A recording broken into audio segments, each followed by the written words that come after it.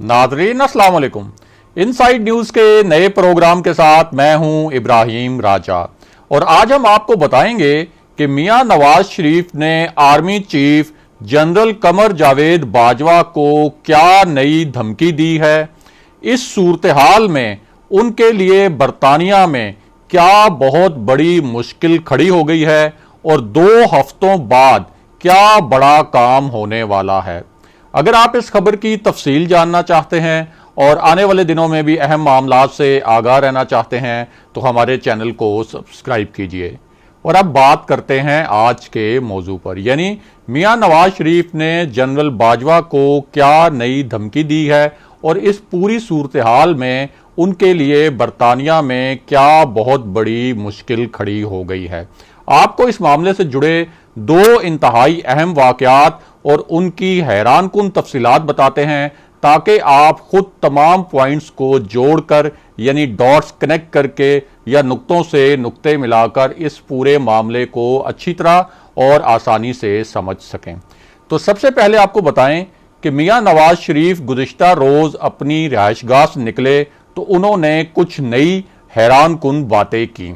उन्होंने कुछ नए दावे किए, नई वार्निंग्स दी या कुछ हल्कों के बकौल आप कह सकते हैं कि उन्होंने कुछ नई और बड़ी धमकियां भी दी। उस वक्त उनके साथ आबिद शेर अली, हुसैन नवाज, मुस्लिम लीग नून बरतानिया के कुछ रहनुमा भी मौजूद थे। आबिद शेर अली आजकल एवन फील्ड और हसन नवाज के दफ्तर के चक्कर लगाते नजर आते हैं। उनके पास बरतानिया का लॉन्ग टर्म वीजा नहीं है, लेकिन उन्होंने बरतानिया में मुस्तकिल रहने के लिए एक खास फार्मूला अख्तियार किया हुआ है। वो फार्मूला यह है कि जब उनके वीजे की मुद्दत खत्म होने वाली होती है तो वो दुबई चले जाते हैं और दुबई में बरतानवी सफारतखाने से अपना वीजा रीन्यू करवा के वापस बरतानिया आ जाते हैं। पाकिस्तान में जो लीगी रहनुमा हैं वो मुश्किल वक्त में आबिद शेर अली के बरतानिया फरार होने के मामले पर उनसे खासे नाला नजर आते हैं। बहरहाल वापस आते हैं मियां नवाज शरीफ की नई धमकियों के मामले पर। तो आपको बताएं कि जब मियां नवाज शरीफ अपनी रिहाइशगाह से निकले तो बाहर कुछ पाकिस्तानी सहाफ़ी मौजूद थे। अब जाहिर है कि इन सहाफ़ियों ने मियां नवाज शरीफ से मौजूदा सियासी सूरत हाल पर सवालात भी करने थे और नवाज शरीफ इसके लिए तैयार भी थे।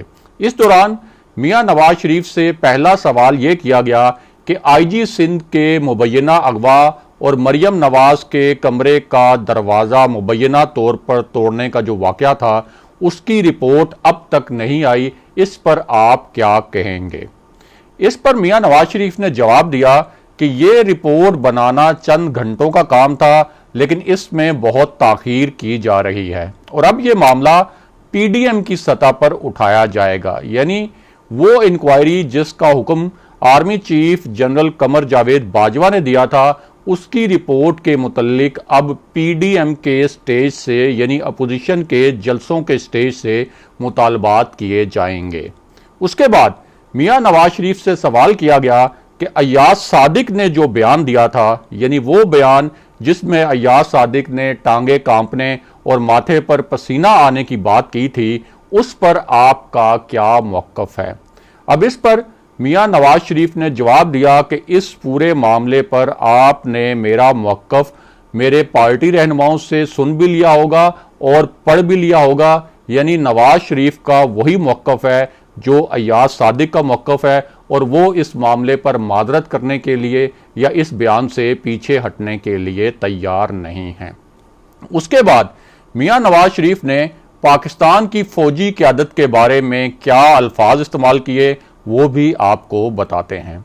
तो आपको आगाह करें कि उन्होंने इमरान खान की तरफ इशारा करते हुए कहा कि जिन्होंने ये सौगात मुल्क पर मुसल्लत की है वो इस सौगात को जितना जल्द हो सके वापस ले लें। मियां नवाज शरीफ ने इल्ज़ाम लगाया कि इस सौगात ने मुल्क में तबाही फेर दी है और ये तबाही उन लोगों को नजर आनी चाहिए जो इस सौगात को लेकर आए हैं। उसके बाद मियां नवाज शरीफ ने कहा कि मुल्क में जो कुछ हो रहा है असल में उसकी जिम्मेदारी इमरान खान को लाने वालों पर है। वही इमरान खान को लाए हैं और वही अब उन्हें वापस लेकर जाएं। उसके बाद मियां नवाज शरीफ ने धमकी आमेज लहजे में कहा कि इस सौगात को जितना जल्दी हो सके वापस ले लें, वरना जो इस सौगात को लाने वाले हैं उनके लिए मसाइल बहुत ज़्यादा बढ़ जाएंगे। यानी उनका इल्ज़ाम यह था कि इमरान खान को army chief general Qamar Javed Bajwa और DGISI जनरल फैज़ हमीद लेकर आए हैं, और अगर वो इमरान खान को वापस ना लेकर गए तो फिर जनरल बाजवा और जनरल फैज़ हमीद के लिए मसाइल बढ़ेंगे। इससे ये अंदाज़ा लगाया जा सकता है कि मियां नवाज शरीफ की आने वाले दिनों में क्या पॉलिसी होगी।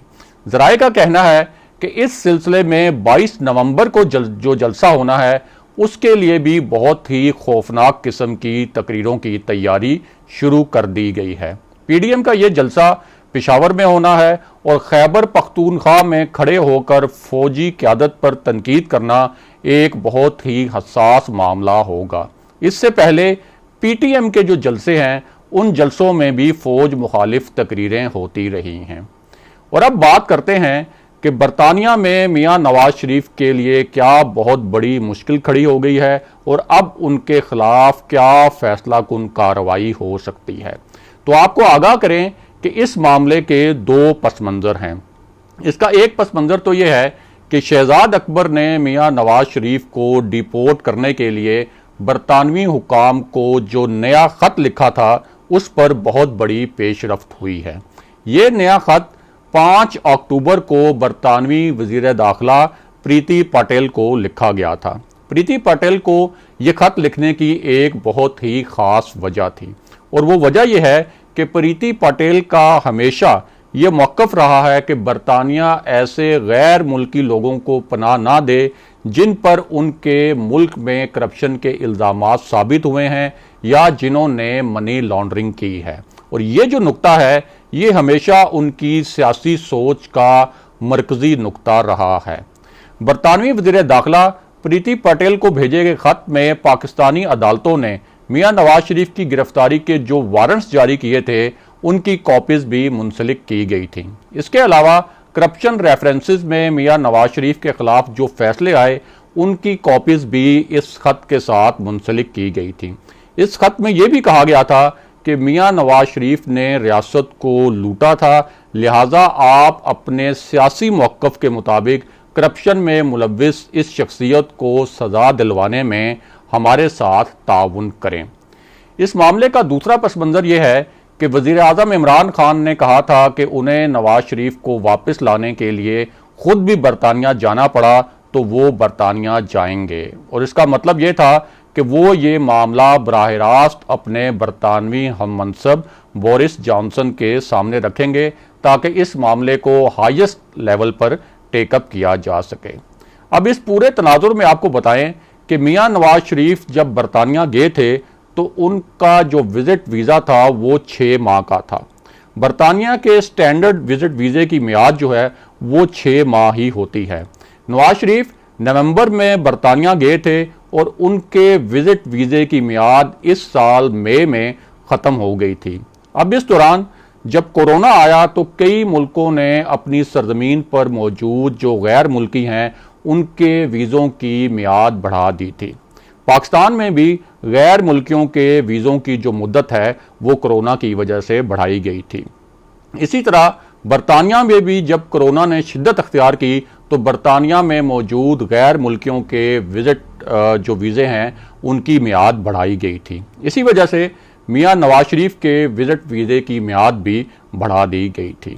अब नवाज शरीफ के वीज़े की जो दूसरी मियाद है, यानी वो मुद्दत जो एक मरतबा बढ़ाई जा चुकी है, वो भी 18 नवंबर को ख़त्म हो रही है। यानी नवाज शरीफ अपने मौजूदा वीज़े की बुनियाद पर बरतानिया में ज़्यादा से ज़्यादा 18 नवंबर तक ही रह सकते हैं।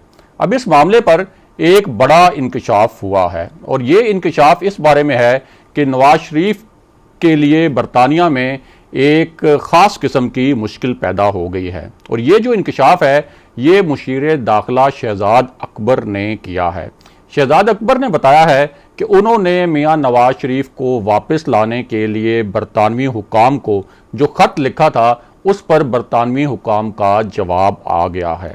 शहजाद अकबर के मुताबिक बरतानवी महकमा दाखिला ने उन्हें बताया कि बरतानिया नवाज शरीफ को डिपोर्ट करने के मुतल्लिक उनके खत पर गौर कर रहा है और इस सिलसिले में वो बरतानवी हुकाम से राब्ते में हैं।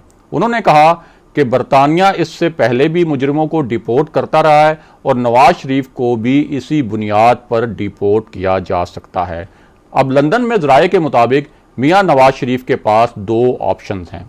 एक ऑप्शन तो यह है कि मियां नवाज शरीफ बरतानिया में सियासी पनाह के लिए दरख्वास्त दे सकते हैं और इस दरख्वास्त में वो ये मौक़िफ़ अपना सकते हैं कि अगर उन्हें पाकिस्तान भेजा गया तो उन्हें मुबैना तौर पर सियासी इंतकाम का निशाना बनाया जाएगा और उनकी जान को भी खतरा होगा।